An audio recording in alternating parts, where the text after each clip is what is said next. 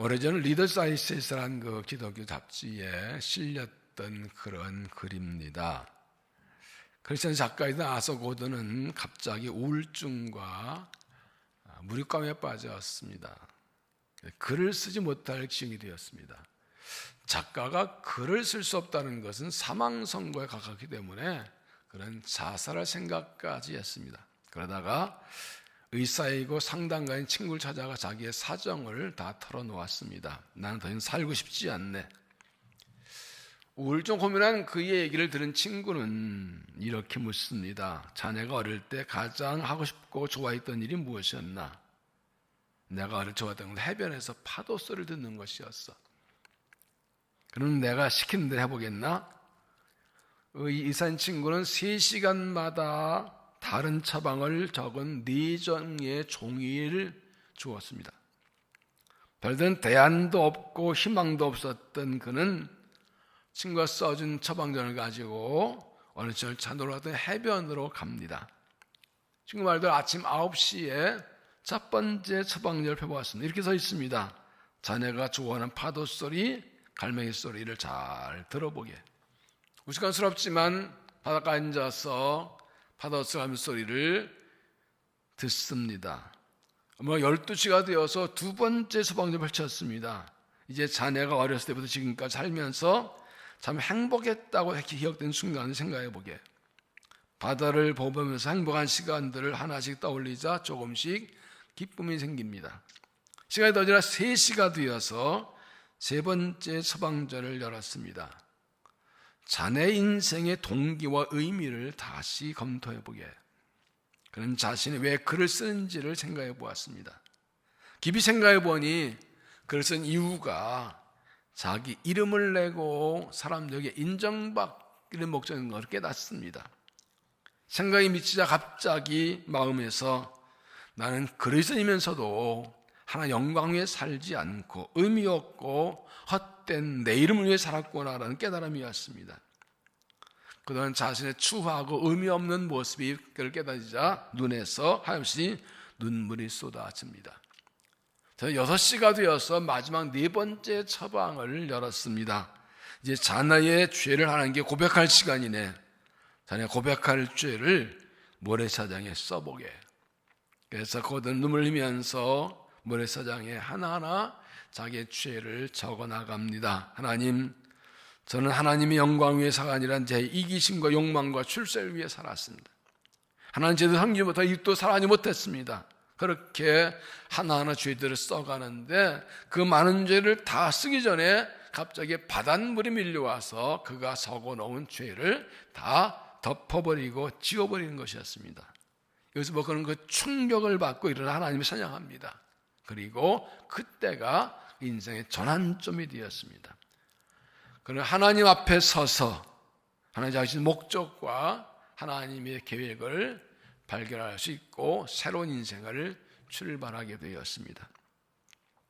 의사의 상당의 친구는 우울증과 무력증에 빠진 그를 하나님 앞에 서게 했고, 그는 하나님 앞에서 자기 모습을 발견하고 자기 죄를 깨닫고 회개하고 자신을 향한 하나님의 뜻을 새롭게 발견하고 새로운 인생을 출발할 수 있었다는 것입니다. 우리도 인생을 살면서 갑자기 약해지고 흔들릴 때가 있습니다.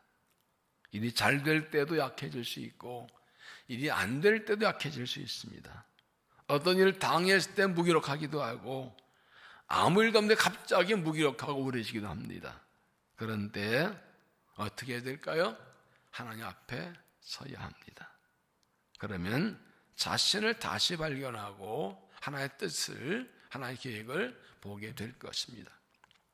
오늘 본문의 엘리야는 이스라엘이 바알 우상에 빠져 있을 때에 부름받은 선자입니다. 그는 능력의 선자 부릅니다. 그가 말을 열자 3년 동안 비가 오지 않았습니다. 가면에서 바알과 선자 모아놓고 하나님이 누가 참신히 보자고 할 때 제단에서 불이 내려와서 모든 걸 태웠고 바알과 선자 850명을 차단했고 그가 기도하자 다시 하늘이 열리고 비가 내립니다. 이 놀라운 사건이 있을 때에 엘리야는 이스라엘 백성들이 하나님이 여호와인 줄 알고 돌아올 줄 알았는데 이스라엘 백성들은 우상에서 돌이키지 않습니다. 오히려 아합의 왕비 이세벨이 이틀 안에 이 엘리야를 죽이겠다고 위협합니다. 이에 그는 놀라서 광야 도망쳐 로뎀나무 아래 쓰러져서 하나님께 이렇게 구합니다. 앞에 4절을 보면 광야에 들어가 하룻기쯤 가서 한 로뎀나무 아래 앉아서 자기가 죽기를 원하여 이르되 여호와의 넉넉하오니 지금 내 생명을 거두시옵소서. 한마디 말하면 나는 더 이상 살 이유가 없다는 겁니다.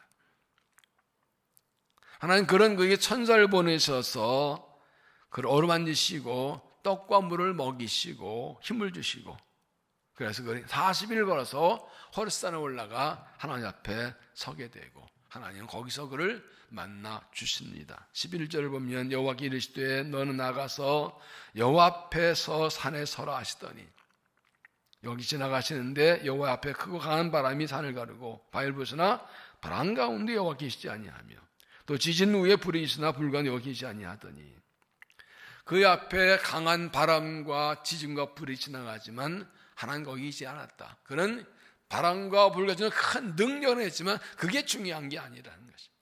하나님 앞에 서는 게 중요하다는 것입니다. 12절에 불 후에 세미한 소리 있는지라, 강한 바람과 지진과 불이 지난 후에 세미한 음성, 아주 작은 소리가 들려옵니다. 이 세미한 음성을 영어에서 위스퍼링에서 휘파람 같은 아주 작은 소리입니다. 그만 들을 수 있는 강한 바람과 불과 지진은 가는데 세미한 음성 들립니다. 그건 하나님의 음성이었습니다. 엘리야는 그 세미한 음성을 듣고 힘을 얻고 일어납니다. 살할 이유가 없다고 죽기를 원했던 그가 하나님의 음성 듣고 살할 이유를 발견하고 다시 일어나는 것입니다. 우리 인생을 살다가 마음이 약해지고 흔들릴 때가 있습니다. 믿음의 길을 가고 주의를 하면서도 어느 날 믿음이 약해질 때가 있습니다. 열심히 살았는데 온 힘을 다해 선시는데 갑자기 믿음이 흔들리고 엘리야처럼 쓰러질 때도 있습니다. 이럴 때 어떻게 하면 좋을까요? 더 이상 살 이유가 없다고 어떻게 살아, 무엇 왜 살았냐고 할 수도 있습니다. 어떻게 다시 일어나고 어떻게 내가 살아야 할 이유를 찾을 수 있을까요? 엘리야처럼 하나님 앞에 서야 합니다. 그 세미한 음성을 들어야 합니다. 그러면 내가 살아야 할 이유를 찾고 일어나서 다시 일어나 달려갈 수 있을 것입니다. 하나님께서 엘리야에게 주신 말씀을 통해서 살아갈 이유가 무엇인지를 함께 찾아봅니다. 첫째는 나에게는 할 일이 있다. 정확히 말하면 나에게는 아직 할 일이 있다. 나에게는 할 일이 있다. 15절 여호와께서 그에게 이르시되 너는 내 길을 돌이켜 광야를 통하여 다메섹에 가서 이르거든 하사엘에게 기름을 부어 아람의 왕이 되게 하고 너는 또 님시 아들 예후에게 기름을 부어 이스라엘 왕이 되게 하고 또 아벤 무홀라 사바스 아들 엘리사의 기름을 부어 너를 대신하여 선지자가 되게 하라. 나는 더 이상 살 이유가 없다고 내 생명을 거두달라 하는 그에게 하나님 말씀하십니다. 이런 일을 하라. 이 말은 무엇입니까? 아직 너에게는 할 일이 있다. 사명이 남아있다는 겁니다. 아직 할 일이 있어서 삶을 포기하기에는 이르다는 것입니다. 힘들고 어렵다고 해서 삶을 포기할 정도로 아무것도 아닌 존재가 아니라는 것입니다. 하나님께서 하나님 나라를 위해 이름을 부르신 하나님 일꾼이고 아직 사명이 있으니 죽지 않고 살아서 사명을 완수하고 할 일을 다 하라는 것입니다. 엘리야는 자신을 포기해서 하나님은 그를 포기하지 않으셨다는 것입니다. 엘리야는 자신의 삶에 대한 기대를 접었지만 하나님은 그에 대한 기대를 접지 않으셨다는 것입니다. 그가 약해지고 무기력하고 쓰러지고 넘어져도 하나님은 이렇게 해서라도 다시 쓰시겠다는 것입니다. 그렇습니다. 나에게는 할 일이 있습니다. 하나님 맡긴 사명이 있고 내 할 일이 아직 끝나지 않았습니다. 하나님 사명이 있는 사람은 결코 죽지 않고 할 일 있는 사람은 죽을 수 없습니다. 하나님 맡긴 사명 안수하까 하나님 붙들어 주시고 함께 하시기 때문입니다. 하나님께서 나의 삶을 깨닫고 아직 할 일 있다는 사실을 깨닫고 발견해야 합니다. 사도행전 27장에 보면 사도 바울이 죄수음으로 로마로 끌려갈 때입니다. 배를 타고 가는데 겨울이 가까워서 사도 바울은 가까운 데서 겨울을 나자고 했지만 선장과 선주는 바울의 말을 듣지 않고 각각 항해를 강행합니다. 그러다 유라는 큰 광풍만 나서 배가 깨지고 짐을 다 버리고 먹지 못해서 큰 고난에 빠지게 됩니다. 그러나 이때 하나님의 사자가 바울에 나타나 이렇게 말씀합니다. 바울아, 두려워하지 말라. 내가 가이사 앞에 서야겠고 또 하나님께서 너와 항해한 자를 다 내게 주었다. 이 말씀대로 그 배는 얼마 후에 그레단 섬에 걸리게 되었고 그 배에 탄 270명이 모두 생명을 건집니다. 사람의 잘못된 판단으로 공경에 빠졌지만 로마의 복음을 전할 사명이 남아있는 바울을 살리기 위해 하나님께 그 배를 지키 건지시고 그 배에 탄 사람들의 생명을 건져 주시는 것입니다. 사명이 있는 사람은 죽을 수 없습니다. 사명이 있는 사람은 죽지 않습니다. 죽을 군용에 빠져도 하나님이 살려냈습니다. 사명이 남아있기 때문입니다. 하나 사명이 남아있는 사람은 하나님 반드시 지키시고 구원하여서 사명을 완수하게 주시는 것입니다. 중요한 것은 내가 그 사명을 붙드는 것입니다. 내게 내주셔서 그것을 붙들고 그것을 삶의 목적과 이유로 삼고 살아가는 것이 중요한 것입니다. 어느 목사님이 암으로 고생하며 절망에 빠진 한 성도를 신방했습니다. 이미 온몸이 암에 빠져서 뇌출혈 시작되었고 더 이상 견딜 수 없어서 또 응급실에 입원하게 되었습니다. 성도 세 번마다 합심해서 기도했지만 별로 좋아지지 않고 부목사가 가서 임종 예배까지 드린 상황이었습니다. 목사님은 조용히 찬송 부르면서 너는 마음에 근심하지 말라, 하나님 또 날 믿으라는 말씀으로 위로합니다. 그리고 한마디 말을 덧붙였습니다. 자매님에게는 아직 할 일이 있습니다. 자매님 나이는 이제 30대 중반인데 남편과 자녀가 있습니다. 이대로 하나 간다는 게 쉽지 않을 것입니다. 언제 육신의 생명이 끝날지 모르지만 지금 하실 일이 있습니다. 이 응급실에서 당신 만나는 사람은 의사와 간호사분입니다. 응급실에서 그들에게 예수님을 소개하십시오. 이 말을 듣자 그 성도 입에서 미소가 번지더니 말합니다. 해보겠습니다, 목사님.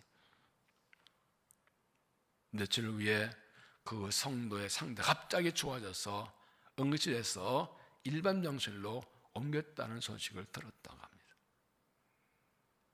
생명이 끊어지는 상황에서 복음을 전해 듣는 사명이 그에게 소망을 주고 힘을 준 것입니다. 내가 살아갈 이유는 내게 있지 않고 하나님께 있습니다. 내게 할 일이 있다는 깨닫고 하나님 사명을 붙들고 다시 일어나십시오. 하나님 맡긴 사명이 있고 하나님 나라를 위해 할 일이 있다는 것을 알면 죽을 수 없고 죽어도 안 되고 반드시 살아야 됩니다. 내게는 하나님 사명이 있고 할 일이 있으니 죽지 않고 살아서 그 사명을 완수해야 합니다. 그것을 끝내야 됩니다. 그것이 내가 살아갈 이유입니다. 내게는 하나님 맡긴 사명이 있고 할 일이 있습니다. 두 번째는 하나의 뜻은 반드시 이루어진다는 것입니다. 하나의 뜻은 반드시 이루어진다. 17절 하사엘의 칼을 피하는 자를 예후가 죽일 것이요 예후의 칼을 피한 자는 엘리사가 죽으리라. 이 말씀은 하나님께서 우상숭배하는 이스라엘을 심판하고 나라를 새롭게 하신 하나님의 계획과 뜻은 계속 이루어진다는 것입니다. 이스라엘 심판하기 위해 아람 나라 왕을 바꾸실 것이고 바알을 섬기는 아합을 심판하기 위해 예후를 일으킬 것이고 엘리야는 이를 기도할 수 있도록 엘리사를 후계자로 세우시겠다는 것입니다. 엘리야는 자기가 큰 능력 행했음을 불구하고 이스라엘이 하나님께 돌아오지 않자 절망했지만 하나님께서는 그 계획과 뜻을 계속 이루어 가시겠다는 겁니다. 더구나 엘리사가 후계자가 되어서 엘리야가 하나 부름받더라도 계속 그 일을 계속할 것이라고 말씀하셨습니다. 실제로 엘리야는 외세 사람 중에 엘리사에게만 기름 부었고 하사엘과 예후에게 기름 부는 일은 엘리야가 하늘 올라간 후에 엘리사가 했습니다. 사람은 사라져도 하나도 계속된다는 것을 말씀합니다. 엘리야처럼 우리가 하나님을 열심히 일하고 막신 최선을 다하지만 때로 아무것도 이루지 않는 것처럼 해서 낙심할 때도 있습니다. 눈에 보이는 것이 없어서 절망할 때도 있습니다. 남도 열심히 충성하고 힘썼는데 힘들기만 하고 당장 보이는 것이 없고 자기부터 오해와 비난과 공격을 받을 때도 있습니다. 그러나 하나님은 전능하시고 신실하셔서 하나님의 뜻은 반드시 이루십니다. 내가 부족하고 연약해도, 내가 실수와 잘못이 많고 허물이 많아도 하나님 뜻은 반드시 나를 통해 이루어집니다. 모든 합력의 선언인 하나님께서 내 연약한 실수까지 다 합해서라도 반드시 정한 뜻은 이루시고 말 것입니다. 그러면 하나님의 뜻이 이루어지기 위해서 내가 지금 할 일은 무엇인가? 엘리야는 하나님께서 맡긴 세 가지 일, 하사엘의 기름 붓고 예후 기름 붓고 엘리사 기름 부으라는 세 가지 중에 한 가지만 했습니다. 그것은 엘리사에게 기름 부어서 자기 후계자를 삼는 일이었습니다. 그리고 끝났습니다. 나머지는 엘리사가 했습니다. 하나님께 맡기신 마지막 사명은 엘리사의 기름 부어 그 후계자 삼는 그것이었습니다. 한 사람을 세우는 것이었습니다.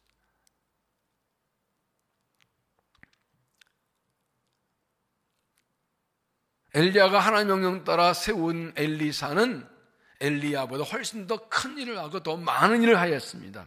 하나님께서 엘리야에게 맡기신 마지막 사명은 한 사람을 세우는 것이었습니다. 여러분, 지금 내가 할 일은 한 사람을 세우는 것입니다. 엘리야가 엘리사를 세운 것처럼 내 뒤를 이어서 하나 일할 수 있는 믿음의 후계자, 사명 후계자 한 사람을 세우는 겁니다. 디모데서 2장 2절을 보면 또 네가 많은 증인 앞에서 내게 들은 바를 충성된 사람들에게 부탁하라. 그들이 또 다른 사람을 가르쳐 있으리라. 제자 훈련의 모토가 되는 말씀이죠. 내가 하나님께 받은 은혜의 사명을 한 사람에게 전해지면 그가 또 다른 사람을 가르쳐 세워주는, 이것이 우리의 할 일입니다. 엘리야가 많은 일 중에 엘리사 한 사람 세워주었고 그 엘리사가 그 일을 이해한 것처럼 내가 받은 은혜, 내가 받은 말씀, 내가 받은 사명, 이것을 이어받아서 일할 그 한 사람을 세워주는 것입니다. 우리가 다음 세대를 세워주라는 말을 많이 하고 듣습니다. 그는 다음 세대 그러면 누구 생각합니까? 대개 우리의 아들, 딸, 젊은 세대, 청소년 이렇게 생각하지요. 그런데 정확히 말하면 다음 세대는 바로 다음 세대입니다. 나보다 젊은 세대는 다 다음 세대입니다. 70대에게 60대가 다음 세대고 60대, 50대, 50대는 40대가 40대, 30대가 다음 세대죠. 나보다 젊은 세대는 다 나의 다음 세대입니다. 그러므로 하나님께서 엘리야에게 엘리사의 기름 부어 후계를 삼으라 하신 것처럼 내 뒤를 이어서 하나님 할 수 있는 다음 세대를, 나보다 젊은 세대를 그 한 사람을 세워주는 것이 오늘 우리의 사명입니다. 그게 하나님 나라를 이루어지는 길입니다. 그러면 그것이 내가 살아갈 이유입니다.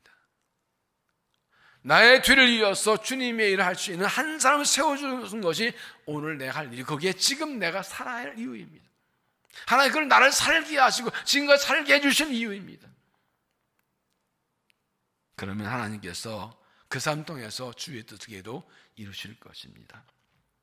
이사야 55장 10절을 보면 이는 비와 눈이 하늘부터 내려서 그리로 되돌아가지 아니하고 땅을 적시어서 소치 나게 하며 싹이 나게 하여 파수한 자에겐 징종자를 주며 먹는 자에겐 양순과 같이 내 입에서 나가는 말도 이와 같이 헛되이 내게 되돌아오지 아니하고 나의 기뻐하는 뜻을 이루며 내가 보낸 형통함이라. 하나님은 신실하고 전능하셔서 말씀하신 대로 반드시 이루십니다. 주의 뜻과 계획이 포기되고 뒤처진 적 없습니다. 반드시 뜻은 이루어집니다. 내가 살아갈 이유는 내게 있지 않고 하나님께 있습니다. 내가 내 힘으로 살아내는 것이 하나님께서 내 사명을 붙들면 내 힘줘서 살게 하시고 사명 안수하게 하시고 나를 통해서 하나님의 뜻을 이루어 가시는 것입니다.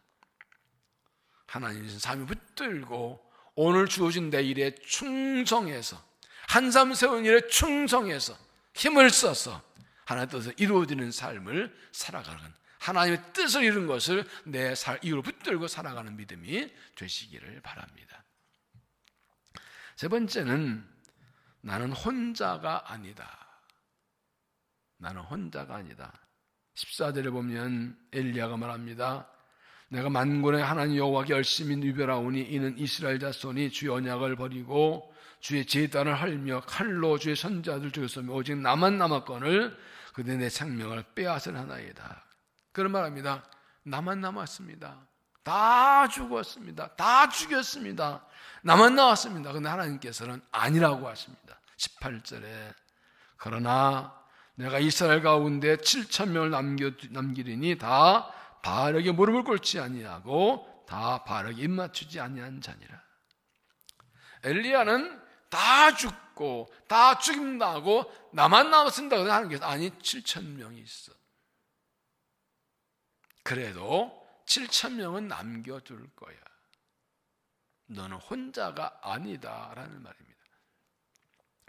그때의 오바다라는 믿음 좋은 관리가 아방 몰래 100명의 선자들을 50명씩 따로따로 떼어서 물과 떡을 주면서 굴에 숨기고 섬기고 있었습니다. 열왕기서 18장 3절 보면 아합이 왕궁 맡은 자 오바다를 불렀으니 이 오바다는 여호와를 경외하는 자라. 이세벨이 여호와의 선자를 멸할 때 오바다가 선자 100명을 가지고 50년씩 굴에 숨기고 떡과 물을 먹였더라. 100명의 선자가 남아 있습니다. 그러나 엘리야가 이 사실을 모르고 있었거나 아니면 자기만 선자를 교만해서 이렇게 말할 수 있습니다. 하나님은 온 이스라엘이 하나님 보러 우상을 바알을 갔지만 심판을 받았게 된 그런 중에도 바알에게 무릎 꿇지 않은 믿음을 지키는 7,000명을 남겨두셨습니다. 엘리야는 혼자 외롭게 믿음을 지키고 있는 것이 아니라 그와 똑같이 끝까지 믿음 지키는 사람들이 있다는 겁니다. 그와 함께 바알과 맞서 싸울 사람, 믿음을 끝까지 지키는 사람들 보내주겠다는 것입니다. 그렇기 때문에 그가 결코 외롭지 않다는 것입니다. 많은 사람이 실망하고 절망하는 이유가 무엇인가요? 가장 큰 건 무엇입니까? 외로움입니다. 나밖에 없다. 나만 남았다. 아무도 나를 몰라준다. 내가 얼마나 힘든지 아무도 모른다. 도와줄 사람이 없다. 이것 때문에 낙심절망하지요. 그러나 하나님 말씀하십니다. 너와 같은 믿음한 사람이 아직 많이 있다. 너와 같은 한 동역자들이 많이 있다. 너와 함께 있고 너를 도와줄 사람 아직 있다. 세상 다 망하고 믿음 다 망하도 믿음의 사람들 아직 많이 있고 하나 있고 많이 있다. 그런 사람 남겨두고 보여주고 보내줄 것이라 말씀하십니다. 이 땅에 아직 믿음의 사람들 많이 있습니다. 말씀을 따라 살고 믿음에서 주를 위해 살려온 사람들이 몸부치는 사람들이 많이 있습니다. 베드로전서 5장 9절을 보면 너는 믿음을 굳게 하게 하여 그를 대적하라. 이는 세상에 있는 너희 형제들도 동일한 고난을 당한 줄 알미라. 세 번역에서는 믿음 굳게 하여 서서 악마로 사서십시오. 여러분 아는 대로 세상에 여러분 형제 자매들도 다 같은 고난을 겪고 있습니다. 나 혼자만 이런 고난 겪는 것이 아니고 나처럼 믿음을 지키고 믿음의 고난을 당하는 사람이 많이 있습니다. 나 혼자 이렇게 고난을 겪어야 되는 것이 아니라 나처럼 고난자 믿음 지키고 믿음을 가는 사람들이 많이 있습니다. 그런 사람이 있다는 건 내가 깨닫지 못하거나 내가 보지 못하거나 알지 못할 뿐입니다. 내가 그런 사람들을 찾아가지 않고 그들과 손잡지 않고 그 공동체에 들어가지 않고 그 동체에 참여하지 않을 뿐이지 믿음의 사람들, 믿음을 지키는 사람들이 많이 있습니다. 주의 일꾼들 많이 있습니다. 나는 외롭지 않습니다. 나와 함께 있고 나를 도와주고 같은 믿음에 가는 사람이 많이 있다는 사실을 깨닫고 외롭다고 마십시오. 그들을 찾아가고 손잡으십시오. 서로에게 위로자 동역자가 되십시오. 함께 손잡고 끝까지 믿음의 길, 삶의 길을 달려가시기를 바랍니다. 몇 년 전에 산상성에 와서 간증한 권욕 이라는 선교사가 있습니다. 나를 드립니다라는 그런 책을 썼는데 지선교회 통해서 알고 그 책을 먼저 은혜 받고 그 위에 저희 교회에 모셨었습니다. 이 권사는 자신이 장애인이면 목발좀 장애인이면서도 중국 선교제 가서 장애인들 의식적 만들어주는 그런 사역을 했습니다. 그는 태남에도 부영했다고 합니다. 어머니 임신했을 때 낳지 않으려고 가난해서 약을 3번 먹었는데 불구하고 태어났습니다. 그러니 때는 태어나도 뼈가 약했고 4살 때 바닥에 넘어져서 뼈가 부러졌는데 가난해서 제대로 치료받지 못해서 평생 장애 안고 살아갑니다. 6살 때 양쪽 다리뼈에 쇠를 붙여서 철사로 긴줄 막는 대수를 했고 다리뼈가 종이자서 약해서 그 후에도 수없이 조금만 실수 넘어지면 다리뼈가 부서져 수 없는 수술을 여러 번 해야 했습니다. 뼈를 자르고 깎고 이어붙이는 수술을. 그런데 어린 나이에 돈 벌겠다고 나갔다 무리에 크게 다쳤고 집에 누워있는데 이모의 전도를 받고 예수 믿게 되었습니다. 그 여러 경로로 도움받고 수술받고 힘을 얻어서 이제 걷을 수 있고 일을 하게 되었습니다. 종로 귀금속 상가에서 일을 하고 있던 어느 날 점심 먹고 회사로 돌아가 갑자기 팍 주저앉았습니다. 20살 때 수술한 다리가 한 개이지 못하고 부러져 버린 것입니다. 그렇게 방에 갇혀서 오도 가도 못하고 목놓음도 무거워져 오고 낙심하고 있는데 믿음 약해지고 잘 죽는 게 낫다는 생각이 듭니다. 그럴 때는 하나님께 하신 말씀이 있었답니다. 사람만 있어다오. 아무것도 하지 못하고 평생 그렇게 갇혀 지낼 동안 그런 그에게 하나님이 사정하듯이 사람만 있어달라고 하시는 말씀 이해할 수 없었다고 합니다. 사람이 있으면 뭐가 어떻게 되는가 하나님은 그저 똑같이 말씀하시는데 힘들다 하면 사람만 있어다오. 사람만 있어다오. 한참을 생각하니까 그제야 조금 뜻이 깨달아졌답니다. 아무것도 하지 말고 숨만 쉬고 있어다오. 나머지는 내가 알아서 할 테니 너는 살아만 있어라. 그래서 오늘 생기를 잡고 대답했답니다. 하나님, 저 죽지 않고 살아있습니다. 그렇지만 제가 생명 유지한다는 게 무슨 의미인지 모르겠습니다. 그런데 어느 날 전도란 두 전도사님이 들어와서 기도해 주면서 말합니다. 지금 이럴 때 있답니다. 은혜 받은 사람입니다. 하나님 일을 할 사람입니다. 말도 안 되는 말입니다. 황당합니다. 그러나 힘을 얻고 일어나서 자기 전도했던 분의 교회를 찾아갑니다. 거기서 쌓인 아픔과 고통도 통곡하며 기도하다가 은혜를 받고 3시간을 찬양하며 기도했답니다. 그의 삶이 달라집니다. 다시 믿음 회복되고 기적 걷게 되고 신학을 공부하고 결혼도 하게 되고 은혜 감사해서 지진과 사스로 힘들어진 중국으로 건너가서 장애인들의 의식을 만들어주면서 복음 전하는 사역을 오래 했습니다. 지금은 최근에 중국 상황이 나빠져서 들어오지 못하고 지금 대만으로 옮겨가서 사역하고 지금도 계속 연락이 오고 있습니다. 이 책을 읽으면서 가장 또 그분의 간증으로 가장 은혜와 도전을 받았던 것은 그가 삶을 포기할 때 하던 말씀입니다. 사람만 있어다오. 그에게는 살아갈 이유가 단 한 가지도 없었습니다. 그런데 이 한마디 말씀 때문에 힘을 얻고 살아있는 생각했다고 합니다. 그 하나님들도 만나주시고 일으키시고 사명 주셔서 장애가 있는 몸으로 그 사모님도 암에 걸려서 고생하다가 지난 5월인가에 한국 돌아와서 검사받고 그 사모님도 같이 와서 간증하셨었죠. 두 분이 다 암에 걸려서 그런데도 얼마나 감사 찬양한지 얼마나 밝은지 지금도 그 마음으로 복음을 전하고 있습니다. 장애가 있는 몸으로 약한 자를 돕고 보호하는 일을 지금도 하고 있습니다. 자신이 살아갈 이유가 하나님께 있다는 걸 깨닫고 일어난 것이죠. 사랑하는 여러분, 내가 살아갈 이유는 내게 있지 않고 하나님께 있습니다. 내가 살아갈 이유를 하나님께 두고 살아가면 하나님께서 나를 일하십니다. 아무리 힘들고 어려워도 견딜 수 없는 하나님 말씀하십니다. 살아만 있어다. 내가 포기하지 않고 살아만 있으면 하나님께서 나머지는 하십니다. 내가 그 삶의 자리를, 믿음의 자리를, 사명의 자리를 지키고만 있으면 하나님께서 나를 통해 뜻을 이루십니다.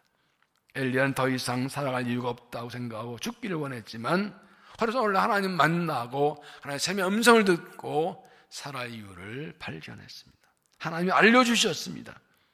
그는 그제야 살아갈 이유가 내게 있지 않고 하나님께 있다는 걸 깨달았습니다. 우리도 하나님 앞에 서서 하나님의 생명의 음성을 들어야 됩니다. 나에게 할 일이 있습니다. 다 끝난 거야 아닙니다. 아직도 하나님 맡긴 사명이 할 일이 남아 있습니다. 살아야 됩니다. 하나님께서 정하신 것은 이루어집니다. 나를 통해 이루시겠다고 하십니다. 그래서 살라고 하십니다. 내가 지금 할 일 한 사람을 세워주는 것입니다. 내가 부족하고 연약해도 하나님도 이루어집니다. 나는 혼자가 아닙니다. 믿는 사람들이 많이 있습니다. 이 사명 붙들고 살기로 하면 동역자, 위로자, 함께할 사람을 많이 보이시고 보내주십니다. 비전과 사명의 특징은 비전과 사명 따라 살아가면 같은 비전을 사는 사람들이 모여온다는 것입니다. 동역자가 오는 것입니다. 하나님 말씀하십니다. 너는 반드시 살아야 한다. 너는 끝까지 살아있어야 한다. 내가 살아갈 이유는 내게 있지 않고 하나님께 있습니다. 나 때문에 살아야 되는 것이 아니라 하나님 때문에 살아야 됩니다. 하나님 때문에 살기도 결심 하나님이 살게 하실 것입니다. 하나님 앞에 서서 주의 생명의 음성을 다시 듣고 주님 말씀 안에서 살아 이룰 찾고 힘있게 일어나서 끝까지 달려가서 주의 도 이루어드리는 믿음의 삶이 되시기를 주의 이름으로 축원합니다. 기도하겠습니다. 하나님, 우리가 참 어려운 때를 살아갑니다. 생각지 않은 재난으로 어려움을 당하고 우리 자신 연약하고 세상에 약해져 가서 믿음을 사는 것도 쉽지 않은 때를 살아갑니다. 자주 넘어지고 쓰러지고 흔들립니다. 그러나 하나님 우리를 만나주시고 말씀해 주시고 우리에게 살아야 할 이유를 가르쳐 주시옵소서. 우리에게 말씀하여 주시니 감사합니다. 다시 하나님 앞에서 주의 생명의 음성 듣고 살아야 이유를 발견하고 부르심을 향하여 달려가겠습니다. 우리를 붙들어 주시고 사용하여 영광 받으시고 주도 이루시고 주님만이 구원이시며 온 천하에 전하도록 역사하여 주시옵소서. 예수님 이름으로 기도하옵나이다. 아멘. 일어나셔서 마지막 찬양 부르시겠습니다.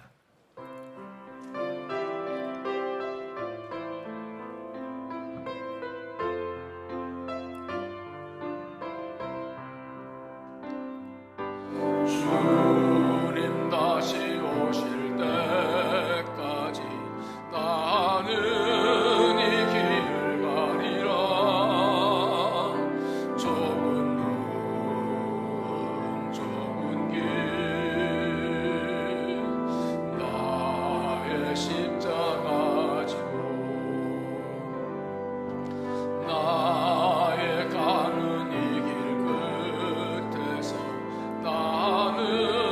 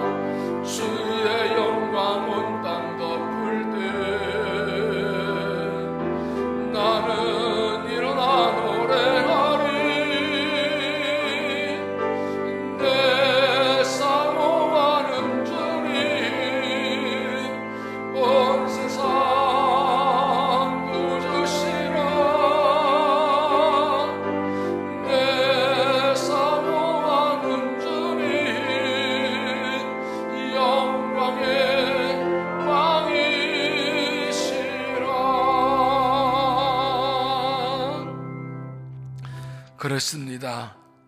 어려운 삶 가운데도 헐렁거리는데 내가 살아갈 이유는 분명히 있습니다. 하나님께 있습니다. 하나님 나를 택하고 부르셨기에 내게 아직 3일 할 일이 있습니다. 끝까지 살아야 합니다. 충성해야 합니다. 하나님의 뜻은 이루어집니다. 내가 오늘 내게 주는 충성하면 하나님의 뜻은 반드시 나를 통해 또 우리 후대를 통해 이루어질 것입니다. 오늘 한 사람을 세우면 하나님께서 일하실 것입니다. 나 혼자가 아닙니다. 믿음의 사람들 동료 많이 있습니다. 그러므로 하나님 바라고 달려가면 하나님 살게 하시고 승리하게 하시고 이룰 것입니다. 하나님 끝까지 살아남겠습니다. 끝까지 충성하겠습니다. 주님 오실 때까지 이 길을 달려가겠습니다. 사임 주시고 끝까지 삶 붙들고 사명을 위하여 주님이 달려가도록 사임도 하여 주셔서 우리 함께한 목소리로 기도합니다. 자비하신 아버지, 은혜와 사랑을 감사합니다. 우리를 택하 부르시고 하나님 감사합니다. 환난 고난 있어도 우리는 살아갑니다. 어려운 거 있어도 우리는 살아갑니다. 끝까지 믿음의 길을 갑니다. 사명의 길을 갑니다. 하나님 살아갈 이유가 충분합니다. 한살 이유가 충분합니다. 주님 때문입니다. 부르심 때문입니다. 하나님 때문입니다. 주님이여 나 같은 나를 감사합니다. 나를 사용해 주시어서 불러주셔서 사용해 주셔서 내가 충성할 때 나를 통하여 우리를 통해 하나도 이루시옵소서. 한 사람을 세웁니다. 한 사람 세울 때 나를 통하여 우리 후대를 통하여 주의 나라 이루어 역사하셔서 나 혼자 아니합니다. 믿음 동역자도 있습니다. 함께 손잡고 갑니다. 혼자 손잡니다. 혼자 가지 않습니다. 손 달려갈 때 주 오실 때까지 이 사명의 길을 달려가 주 이르도록 은혜를 주셔서 다시 믿음을 얻도록 되어 주시옵소서. 주가 나를 택하고 부르셨으니 끝까지 믿음의 길을 달려갑니다. 그리고 하나님 나라의 뜻을 이루는 사명 주셨으니 끝까지 이 사명 붙들고 달려가겠습니다. 내가 부족하고 연약해도 끝까지 믿음의 길 사명을 달려가면 나를 통하여 내가 세워지는 그 한 사람을 통하여 하나님의 뜻이 이루어지고 영광 받으실 줄로 믿습니다. 혼자 가지 아니합니다. 믿음의 삶을 붙들고 동자 붙들고 서로 이루어 함께 달려가겠습니다. 우리를 사용하여서 영광 받아 주시고 주만이 하나님이심을 온전 나타나도록 역사하여 주시고 사임 주셔서 끝까지 달려가도록 은혜를 도하여 주시옵소서. 지금은 우리 주 예수 그리스도의 은혜와 아버지 하나님의 놀라우신 사랑과 성령의 충만 교통하심이 내가 사이를 하나님께로 찾고 하나님 때문에 끝까지 살고 견디고 충성을 결단하는 모든 성도들의 삶과 믿음 위에 세워진 교회와 민족과 역사 위에 이제부터 영원까지 함께 하시기를 간절히 축원하옵나이다. 아멘.